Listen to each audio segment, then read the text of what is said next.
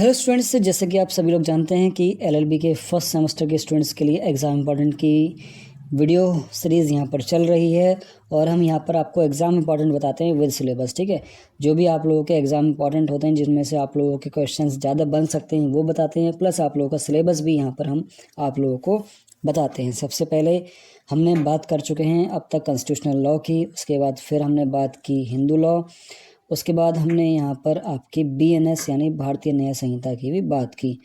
अब यहाँ पर हम बात कर रहे हैं लॉ ऑफ कॉन्ट्रैक्ट की। यहाँ से आप लोगों के क्या क्वेश्चन बन सकते हैं, कैसे आप लोग अच्छे नंबर ला सकते हैं, उस पर हम यहाँ पर बातचीत करने वाले हैं। साथ ही में इंपॉर्टेंट वगैरह भी आप लोगों को देंगे।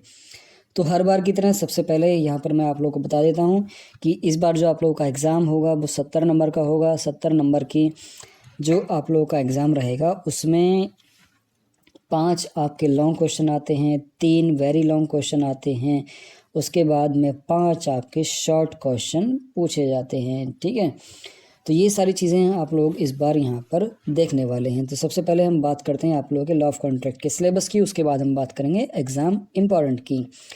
लॉ ऑफ कॉन्ट्रैक्ट का जो पेपर है ये आप लोग 2 बार पढ़ेंगे। ठीक है, एक तो आप लोग अभी पढ़ेंगे लॉ ऑफ कॉन्ट्रैक्ट, एक शायद इस बार 3rd सेमेस्टर में है या 2nd सेमेस्टर में है, वो आप लोग लॉ ऑफ कॉन्ट्रैक्ट का सेकंड पेपर आप लोग 2nd सेमेस्टर में पढ़ेंगे। ठीक है, तो वो 2nd सेमेस्टर में आप लोग पढ़ने हैं। उसके साथ ही यहाँ पर फर्स्ट सेम में जो आप लोग पढ़ेंगे वो लॉ ऑफ कॉन्ट्रैक्ट में 1 से लेके 85 तक जो आपका इंडियन कॉन्ट्रैक्ट एक्ट है उसके सेक्शंस यहाँ पर आप लोग पढ़ेंगे। तो यहाँ पर सबसे पहले मैं आप लोगों को बताऊं कि लॉ ऑफ कॉन्ट्रैक्ट का जो पेपर है वो ऐसा पेपर है जिसमें आप लोगों को केस स्टडीज़ लिखनी होती हैं, सेक्शंस लिखने होते हैं और इसकी डेफिनेशंस भी क्लियरली देनी होती है। ठीक है, कुछ भी रामायण जैसा कुछ नहीं लिखना है, रामायण महाभारत जैसी कुछ नहीं लिखना है। क्लियरली अगर आप लोग लिखेंगे तो इसमें अच्छे नंबर आएंगे। और क्लियरली लिखने के लिए आप लोगों को सिलेबस ज़रूर समझना होता है कि आप लोगों का सिलेबस क्या कह रहा है। ठीक है, क्योंकि आप लोगों के पास बुक है उसमें भी बहुत कुछ दिया हुआ है, आप लोगों के पास गेस्ट पेपर है उसमें भी बहुत कुछ दिया हुआ है, लेकिन याद क्या करना है वो हम आप लोगों को बताएंगे। तो यहाँ पर जो आप लोगों का सिलेबस है उसमें यूनिट 1 है।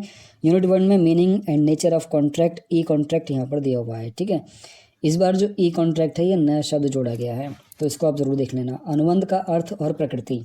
ठीक है, उसके बाद ऑफर, पब्लिक प्रपोजल यानी कि प्रस्ताव क्या होती है, परिभाषा, संचार, निरसन, सामान्य विशिष्ट विशेषताएँ और उसके बाद क्या आता है, स्वीकृति यानी एक्सेप्टेंस। ठीक है, डेफिनेशंस, कम्युनिकेशंस क्या होगा, इसका रिवोकेशन क्या होगा। ठीक, ये सारी चीज़ें आप लोगों को देखने को मिलेंगी। उसके बाद टेंडर्स और ऑक्शंस भी यहाँ पर पूछे जाते हैं। सेकंड जो यूनिट है वो है आप लोगों की कंसीडरेशन यानी सहमति होती है। ठीक है, यहाँ पर विचार आ गया है।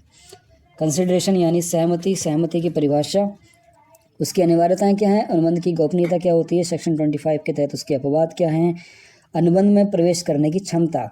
अब देखो अनुबंध जो है वो सब नहीं कर सकते हैं। ठीक है, अनुबंध यानी कॉन्ट्रैक्ट जो है सारे नहीं कर सकते हैं। कौन नहीं कर सकता, एक तो अनसाउंड माइंड नहीं कर सकता, एक 18 बिलो इंसान नहीं कर सकता।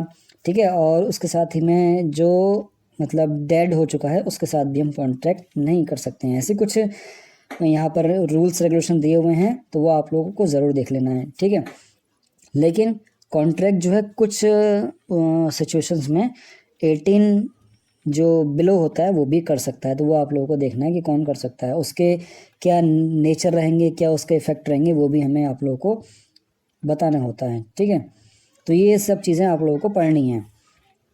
उसके बाद यहाँ पर फ्री कंसेंट। ठीक है, कोएर्शन यानी दबाव, अनड्यू इन्फ्लुएंस और misrepresentation, fraud, mistake, unlawful consideration and object. ये जो इम्पोर्टेंट है बहुत ज़्यादा इम्पोर्टेंट है। ठीक है, ये जो यूनिट है इसका जो ये वाला पार्ट है बहुत ज़्यादा इम्पोर्टेंट है। उसके बाद शून्य और शून्यकरणीय कॉन्ट्रैक्ट क्या होता है, वैध और अवैध कॉन्ट्रैक्ट क्या होता है, लीगल और इलीगल कॉन्ट्रैक्ट क्या होते हैं, एग्रीमेंट।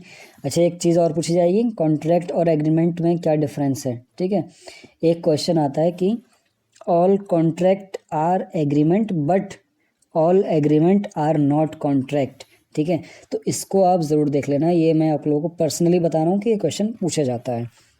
शायद मैंने आगे लिखा भी है, नहीं लिखा है, वो मैं यहाँ पर आप लोगों को फिर से रिपीट कर दे रहा हूँ, मिस ना हो कि all contract are agreement but all agreement are not contract. ठीक है, तो वो आप लोग ज़रूर याद कर लेना। अगर मिल जाए उसकी थ्योरी, तो नहीं मिल रही तो गूगल पर ज़रूर सर्च करना उसको। उसके बाद यहाँ पर रेमेडीज़ दी हुई हैं सेक्शन 4 यूनिट 4 में। यहाँ पर उसके रेमेडीज़ जो दी हुई हैं उसके क्या नुकसान हैं, क्या उसके प्रकार हैं, ठीक है। नुकसान की दूरी कितनी होती है, रिमोटनेस ऑफ डैमेज। ये रिमोटनेस ऑफ डैमेज जो है इसका मतलब होता है कि क्षति की दूरस्थता, ठीक है। हिंदी मीडियम वाले ध्यान से सुन लें, क्षति की दूरस्थता ये पूछी जाती है, ठीक है। ये बहुत ही ज़्यादा इंपॉर्टेंट है, पूछा जाएगा। उसके बाद क्वांटम मेरिट भी पूछा जाता है। क्वासी कॉन्ट्रैक्ट पे तो एक क्वेश्चन आता है, ठीक है, इसको आप ज़रूर याद करें। लॉन्ग क्वेश्चन इस पर अक्सर बन जाता है, क्वासी कॉन्ट्रैक्ट पर लॉन्ग क्वेश्चन बनता है, इसको ज़रूर याद कर लेना। यहाँ पर आते हैं मेन की तरफ। मेन है अपना एग्ज़ाम इम्पॉर्टेंट की, वो इज़ कॉम्पिटेंट टू कॉन्ट्रैक्ट। जैसे कि मैंने आपको सबसे पहले यही बताया कि कॉन्ट्रैक्ट करने के लिए कौन एलिजिबल है, कौन एलिजिबल नहीं है, कौन कर सकता है, कौन नहीं कर सकता है, वो ज़्यादा इम्पॉर्टेंट है। और ये इम्पॉर्टेंट इसलिए भी है क्योंकि पूरा कॉन्ट्रैक्ट है आपका, कॉन्ट्रैक्ट एक्ट, वो इसी चीज़ पर बेस्ड है कि कौन कर सकता है, कौन नहीं कर सकता, यही बता रहा है वो। उसके बाद when the consent is not free, कब सहमति स्वतंत्र नहीं होती है। क्या लिखा है इन लोगों ने, ट्रांसलेट करने वालों ने। यहाँ पर है when the consent is not free, इसका मतलब होता है कि कब सहमति कब सहमति स्वतंत्र नहीं होती है, ठीक है। सहमति स्वतंत्र नहीं होती है, ठीक है। हिंदी मीडियम वाले थोड़ा नोट करते रहें इस चीज़ को, जो भी मैं बता रहा हूँ बोल बोल के, क्योंकि क्या होता है कि ट्रांसलेशन करने वाला भी एक आदमी है, उससे गलतियाँ हो सकती हैं। यहाँ पर है इसेंशियल ऑफ वैलिड कॉन्ट्रैक्ट, यानी वैध अनुबंध की अनिवार्यताएं क्या क्या हैं, उसकी आवश्यकताएं क्या क्या हैं, ठीक है। यहाँ पर आएगा आवश्यकताएं क्या क्या हैं। उसके बाद वाइड एग्रीमेंट यानी शून्य समझौता क्या होता है, फ्रस्ट्रेशन ऑफ कॉन्ट्रैक्ट यानी अनुबंध की निराशता, ये ज़रूर पूछा जाएगा, फ्रस्ट्रेशन ऑफ कॉन्ट्रैक्ट, ठीक है, मोस्ट इंपॉर्टेंट क्वेश्चन है। उसके बाद फिर एंटिसिपेटरी ब्रीच ऑफ कॉन्ट्रैक्ट, अनुबंध का प्रत्याशित उल्लंघन, ये भी आता है। जो चीज़ें आप लोगों को समझ में नहीं आ रही हैं वो मुझे कमेंट करके पूछ सकते हैं, चाहे ये वीडियो हो चाहे कोई और सी वीडियो, मैं रिप्लाई आप लोगों को ज़रूर करवाऊँगा।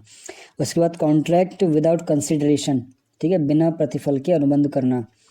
कॉन्ट्रैक्ट जो है बिना प्रतिफल के करना, जैसे कि मैंने आप लोगों को बताया कि all agreement are not contract but all contract are agreement, ये इंपॉर्टेंट है और यहाँ पर देखो आ भी गया। उसके बाद अनड्यू इन्फ्लुएंस, ये भी ज़्यादा इंपॉर्टेंट है, इसको आपको याद करना है। वेगरिंग एग्रीमेंट, इसको भी आप लोगों को याद करना है। और क्वांटम मेरिट तो मैंने आप लोगों को बता ही दिया। अब यहाँ पर देखो ये जो है ना एक्टिस नॉन फास्फेट मैन सिट्रिया, ये आप लोगों की बीएनएस में भी आ गई है और अब यहाँ पर ये कॉन्ट्रैक्ट में भी आ गई है, तो हो सकता है दोनों में से किसी न किसी एक क्वेश्चन पेपर में ये ज़रूर आए, तो इसको आपको ज़रूर याद कर लेना है। उसके बाद लास्ट में आपका क्वासी कॉन्ट्रैक्ट आ गया, यानी अर्ध अनुबंध क्या होता है, कंटीजेंट कॉन्ट्रैक्ट क्या होता है, प्रपोजल्स क्या होते हैं। देखो ऑफ़र हो गया, ठीक है, प्रपोजल हो गया, स्वतंत्र सहमति यानी कि आपका फ्री कंसेंट हो गया, कंसीडरेशन हो गया, और एक दो चीज़ें और हैं जो आपकी डेफिनेशंस दी हुई हैं, शायद सेक्शन 2 में दी हुई हैं, तो वो जो डेफिनेशंस वहाँ पर दी हुई हैं उनको अच्छे से याद कर लेना, उनके सेक्शंस अच्छे से याद कर लेना, वो ज़रूर पूछे जाते हैं, ठीक है। तो ये आप लोगों की कॉन्ट्रैक्ट की वीडियो भी पूरी हो चुकी है। कॉन्ट्रैक्ट का मैंने लगभग सभी कुछ बता दिया है आप लोगों को। अगर कुछ रह जाए मेरे बताने से तो वीडियो में कमेंट करके पूछ सकते हैं, साथ ही में कोई डाउट भी है तो भी आप लोग मुझसे वीडियो में कमेंट करके पूछ सकते हैं, ठीक है। ऐसी ही और इन्फॉर्मेशन के लिए हमारे साथ जुड़े रहें। चलिए फिर मिलते हैं नेक्स्ट किसी इन्फॉर्मेटिव वीडियो में।